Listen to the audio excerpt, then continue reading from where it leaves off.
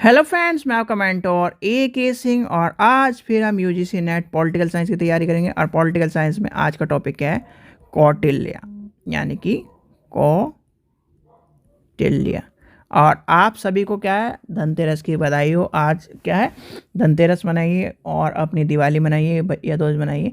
ये सारे के सारे त्यौहार, यानी कि जितने भी छठ पूजा है, सारे के सारे मनाकर और फिर अपनी एक तैयारी में, यानी कि हम क्या करना है, अपनी तैयारी में लग जाना है। और तैयारी क्या है, फिर उसके बाद आपकी सारी तैयारी अलग तरह से चलेंगी। क्योंकि आपको मैंने कहा था कि त्यौहार मना लीजिए, त्यौहार मनाने के बाद थोड़ा कोर्स ज़्यादा चलने वाला है। चलिए, तो सबसे पहले हम लेके चलते हैं अपने कौटिल्य के ऊपर। कौटिल्य के ऊपर तो कौटिल्य के बाद क्या आती है, यानी कि सबसे पहले आपको पता होना चाहिए जो कौटिल्य थे उसका नाम क्या था, यानी कि कौटिल्य के नाम क्या है। सबसे पहले आपको है बचपन का नाम क्या है इसका, विष्णु गुप्त। ये नाम ध्यान रखना, क्योंकि ये नाम जो है कहीं ना कहीं पूछे जाते हैं। ये क्या है, प्राचीन भारतीय राजनीति चिंता के जो जनक हैं वो क्या है, कौटिल्य को माना जाता है। किसको माना जाता है?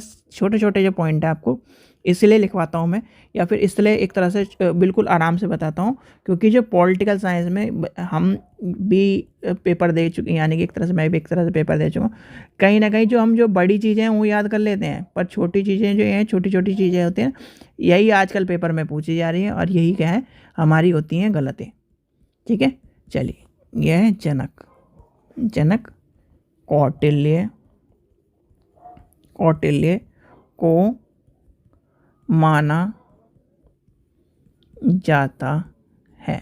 ठीक है, इनका क्या है, क्या माना जाता है? कौटिल्य को राजनीति चिंतन का जनक माना जाता है। इनका जन्म क्या है, यानी कि ईसा पूर्व 4वीं शताब्दी में प्राचीन भारत के ऐतिहासिक नगर आर्यव्रत के वैभव, एक तरह से मगध के सम्राट में हुआ। यानी कि, और आपको पता है जो पाटलिपुत्र, यानी पाटलिपुत्र वाली कहानी पता ही है कि पाटलिपुत्र में ये सब हुआ था और फिर किस तरह से कौटिल्य को बाहर कर दिया था। फिर क्या कहा उसने, क्या है, क्या किया था, यानी कि आपको पता है जो पाटलिपुत्र के जो नंद राजा ने कौटिल्य का क्या क्या अपमान किया, और अपमान करके क्या है, कौटिल्य ने नंद वंश के जो एक तरह से क्या है, नाश की प्रतिज्ञा ली थी। और नाश की प्रतिज्ञा क्या है, फिर वो किस तरह से पूरी हुई, आपको सारी कहानी पता है, वो आपको डिफाइन करने की जरूरत नहीं है। यानी कि इतना जो है, एक तरह से बनो तो कौटिल्य जैसा, कि चाहे क्या है अपने जो, अगर भाई देखो, कौटिल्य चाहते तो राजा भी बन सकते थे,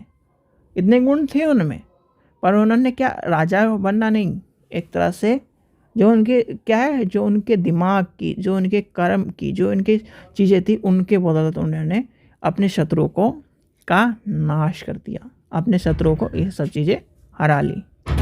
फिर आता है इनके ग्रंथ की बात, यानी कि अर्थशास्त्र की बात। क्या है, सबसे पहले नाम आता है अर्थशास्त्र का। अर्थशास्त्र जैसे ही आपके, यानी कि दिमाग में अर्थशास्त्र का नाम आता है, तो अर्थशास्त्र क्या, लोग बाग ये सोचते हैं, या फिर एक तरह से जो भी पॉलिटिकल से जुड़ा हुआ नहीं है, जो भी एक तरह से कहीं ना कहीं इस ग्रंथ के बारे में कुछ भी नहीं जानता है, तो अर्थशास्त्र को सोचता है इकोनॉमिक का, यानी कि इकोनॉमिक का ग्रंथ होगा, या फिर क्या है, अर्थशास्त्र क्या है, इकोनॉमिक का ग्रंथ, क्योंकि नाम इसका ऐसा है।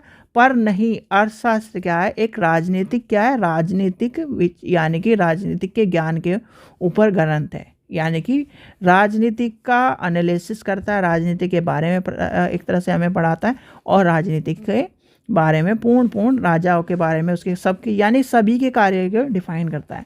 ठीक है, फिर क्या है, अर्थशास्त्र की रचना क्या होती है, गद्य और पद्य दोनों में होती है। किस में होती है? गद्य और पद्य में। इसके क्या है, या लिख लीजिए, इसमें सबसे पहले आता है गद्य और पद्य में, आपको पता लगे गद्य और पद्य में दोनों में। फिर आता है 15 अधिकरण है इसमें, 150 अध्याय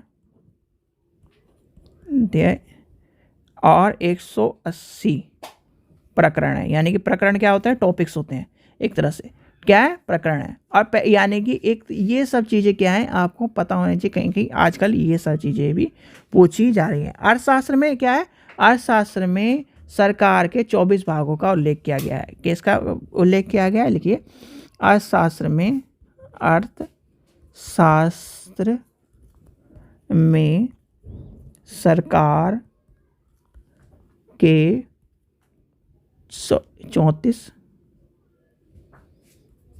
भागों का उल्लेख किया गया है। ठीक है।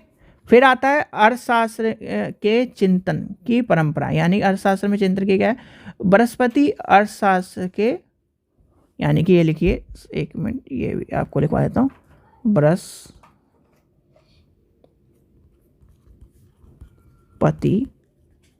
अर्थशास्त्र के प्रणेता माने जाते हैं। इसके अनुसार क्या है, इसके अनुसार क्या है, यानी कि धरती पर क्या अर्थ ही प्रधान पदार्थ है। ठीक है।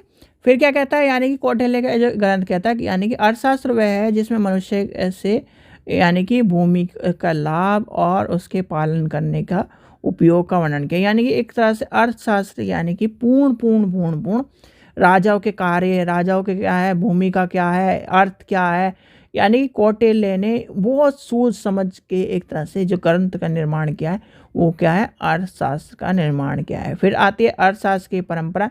अर्थशास्त्र की परंपराओं के बारे में हमें इतना नहीं पढ़ना क्योंकि वो इतनी इम्पोर्टेंट है नहीं। फिर आता है ज्ञान के चार यानी कि ज्ञान के चार जो परंपराएं उसके बारे में आता है, उसके बारे में आप लिख लीजिए, कभी कभी ये पूछी जाती हैं, इनके बारे में आपको मैं लिखवा देता हूँ। चलिए, यह आता है ज्ञान की चार परंपरा। सबसे पहले क्या है, आपकी नंबर 1 लिखिए, अनविक्षिका। दूसरी क्या है, तीसरी क्या है, वार। चौथी क्या है, दंड नीति। ये आपकी क्या है, इसके अंदर 4 परंपराएं। फिर आता है यानी कि इसमें क्या है, राज्य की उत्पत्ति का सिद्धांत। राज्य की उत्पत्ति के सिद्धांत में क्या है, कौटिल्य के अनुसार राज्य की उत्पत्ति एक तरह से क्या है, मत्स्य न्याय की और अवस्थित की बात का है। यानी कि देखिए इसे भी, राज्य की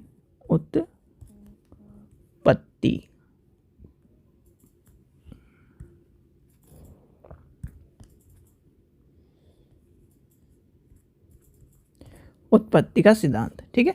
इसमें सबसे पहले क्या आता है, कौटिल्य क्या कहता है, कौटिल्य के अनुसार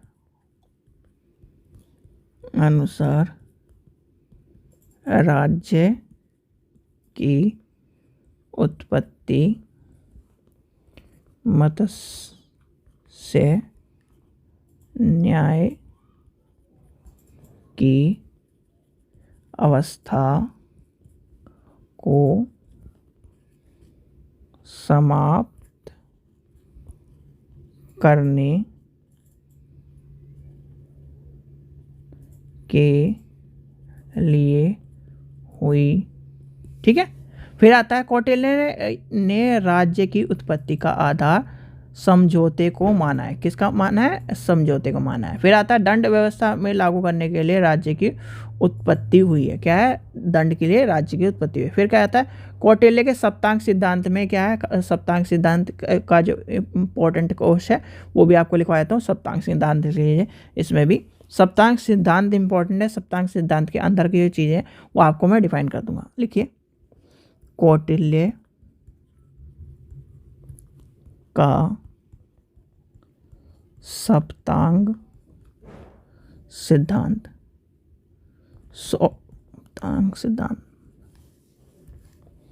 सबसे पहला क्या आता है, यानी कौटिल्य ने मनुष्य की तरह यानी मनुष्य की तरह राज्य को भी क्या है, एक तरह से भागों में निर्मित किया है। कौटिल्य के अनुसार राज्य के क्या होते हैं, 7 अंग होते हैं, जिसके आधार पर यानी कि जिसके क्या है, समय के जो 4 तत्व माने जाते हैं। 4 तत्व आपको पता चल गया।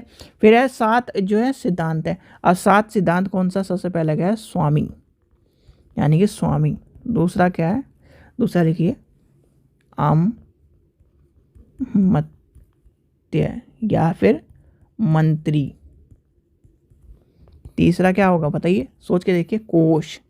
भाई पैसे के बिना कुछ चलता है, नहीं चलता, तो ये आ जाएगा कोष। कोष में उसके बाद कौन सा आएगा, दंड, दंड, दंड। फिर क्या आ जाएगा, दुर्ग। फिर क्या आएगा आपका, दुर्ग के बाद क्या आ जाता है, जनपद। और लास्ट क्या होगा, लास्ट बताइए, लास्ट होगा मित्र। भाई मित्र भी आपका, मित्र कैसा होना चाहिए, मित्र आपका ऐसा होना चाहिए जो क्या है, कौटिल्य के अनुसार मित्र ऐसा होना चाहिए जो आपकी क्या है, बुरे समय में, विपत्ति के समय में आपकी आवश्यकता के लिए खड़ा हो।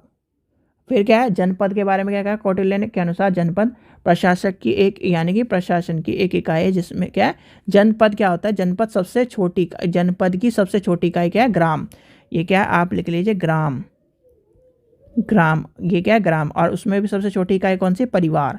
ये ध्यान करना, परिवार क्या है, ग्राम क्या है, जनपद की सबसे छोटी इकाई है, पर और उसमें भी क्या है, अगर हम उसमें लेके चले तो फिर हमारी आती है परिवार।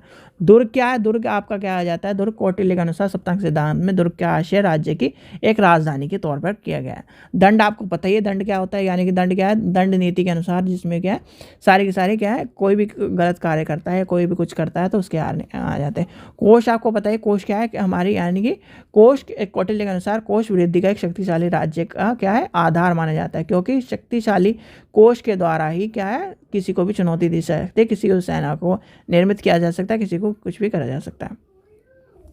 फिर आता है मंत्री, यानी कौटिल्य के अनुसार राज्य या अमित्य के जो दो पहिए के समान होते हैं, जिस क्या करते हैं, राजा की मदद करते हैं। फिर आ जाता है आपका स्वामी, यानी कि स्वामी क्या है, स्वामी क्या है, स्वामी या राजा को कहा जाता है जो शरीर के, यानी कि एक तरह से मेन होता है। तो ये आपका क्या है, कौटिल्य के बारे में आपकी आ जाती हैं सारी की सारी चीज़ें। फिर आता है, यानी कि कौटिल्य के सिद्धांत में अंतर्राष्ट्रीय पक्ष आ जाते हैं। अंतर्राष्ट्रीय पक्ष हमारे जो 12 के 12 पक्ष हैं, यानी कि जो राज्य के बारे में बताते हैं, 12 के 12 पक्ष, वो इतने इम्पोर्टेंट नहीं है। जो इम्पोर्टेंट है आपके कौटिल्य के 6 नीतियाँ, यानी कौटिल्य की, लिखिए कौटिल्य, कौटिल्य की 6 नीतियाँ। 6 नीतियाँ क्या होती है, 6 नीतियों का वर्णन क्या है, सबसे पहले लिखिए संधि। फिर दूसरा क्या है, विग्रह। तीसरा क्या है आपका, यन। चौथा क्या है, आसन। पांचवा क्या है, संशय। और छठा क्या है, एक मिनट, द्रंद्वा।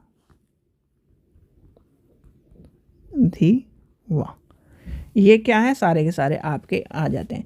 संधि में क्या होता है, दो राज्यों के जो एक तरह से संबंध को स्थापित करने की बात है। विग्रह एक दूसरे की बुराई में संकलन होना, अन्न मतलब आक्रमण करना, विशेष परिस्थिति में प्रार्थना को मानना, ये क्या है, आश्रित करना, एक तरह से सॉरी आसन करना, यानी कि उसमें क्या कर रहा है, मैं उसके समक्ष, यानी कि मेरे को विपत्ति पड़ी या फिर कुछ एक तरह से स्थिति में मैं सामने वाले से आग्रह करना हूँ, वो सारी सारी, यानी। और लास्ट वाले में क्या आ जाता है, एक राज्य दूसरे राज्य के साथ संधि करता है। क्या करता है, एक राज्य दूसरे के राज्य के साथ संधि करता है। 4 उपाय ये लिख लिए, 4 उपाय का भी लिखिए, 4 उपाय।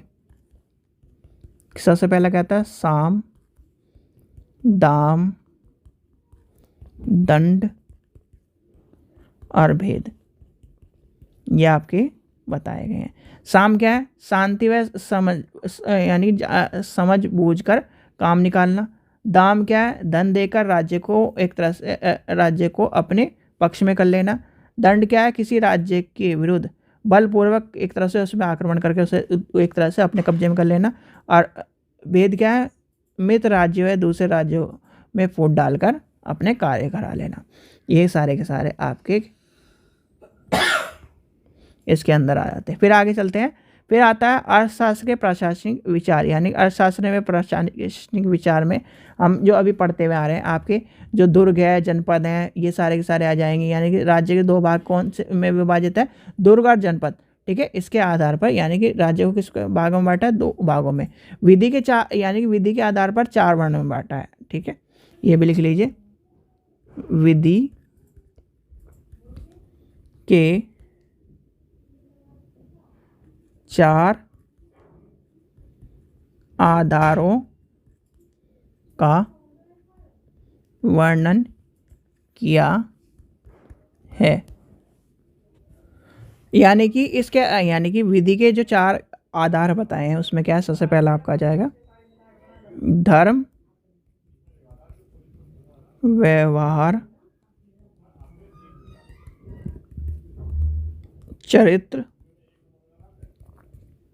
और राज्य शासन, ये आ जाएंगे इसके अंदर। ठीक है, चलिए, तो ये क्या है, आपके सारे के सारे क्या है, कौटिल्य के जो आपके टॉपिक में आता है। फिर आता है लास्ट बचता है तथ्य, क्या क्या है, कौटिल्य के अर्थशास्त्र में 4 यानी कि विद्याओं का भी जिक्र देख लीजिए जो इम्पोर्टेंट है, यानी तथ्य के आधार पर 4 विद्याओं का उल्लेख जो है, जो कि आपको बता चुका हूं मैंने, वैसे भी उससे रिलेटेड ये उल्लेख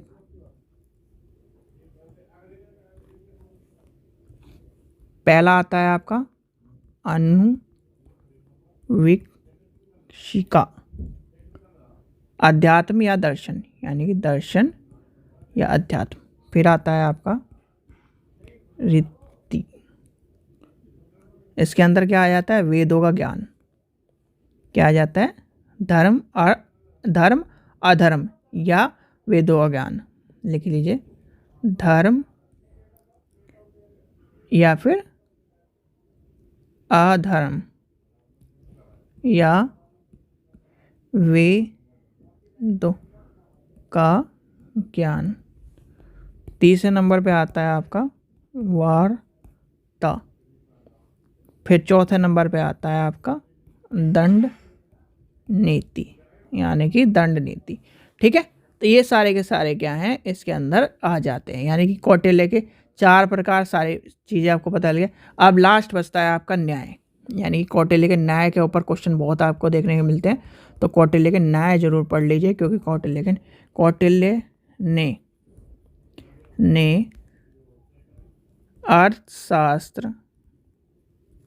अर्थशास्त्र में 4 प्रकार के न्यायालयों का विवरण दिया है। तो सबसे पहला कौन सा है, सबसे पहला आपका जनपद संधि न्यायालय। दूसरे में क्या आ जाएगा आपका समग्र न्यायालय। तीसरे में क्या आ जाएगा, द्रोणमुखी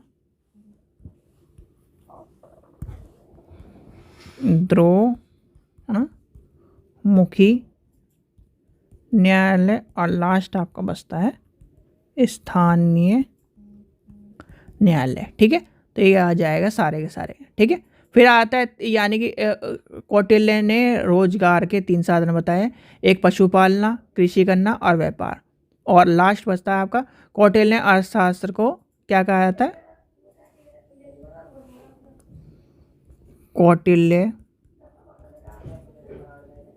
कौटिल्य ने अर्थशास्त्र में 17 प्रकार के कानूनों का वर्णन किया है। ठीक है, चलिए, ये था आज का आपका कौटिल्य का चैप्टर, यानी कि ये जो इम्पोर्टेंट थे सारे के सारे पॉइंट लिखवा दिए गए जितने भी आपके पॉइंट थे। और आपको आज वीडियो थोड़ी लेट मिल सकती है, तो इसीलिए वीडियो लेट मिल सकती है क्योंकि आज है धनतेरस, और धनतेरस आपके फेस्टिवल के चक्कर में थोड़ी वीडियो लेट बनी है, यानी कि और उससे पहले आपके MCQ रितु मैडम वाली वीडियो मिल गई होंगी। तो क्या है, आपको ये सारी वीडियो थोड़ा आजकल, यानी कि जब तक त्योहार आएंगे टाइम लेट हो सकती है या फिर जल्दी मिल सकती है। ठीक है बच्चों, आशा करता हूँ आपको वीडियो पसंद आए तो लाइक करें, चैनल को सब्सक्राइब करें, वीडियो को ज़्यादा से शेयर करें। Thank you.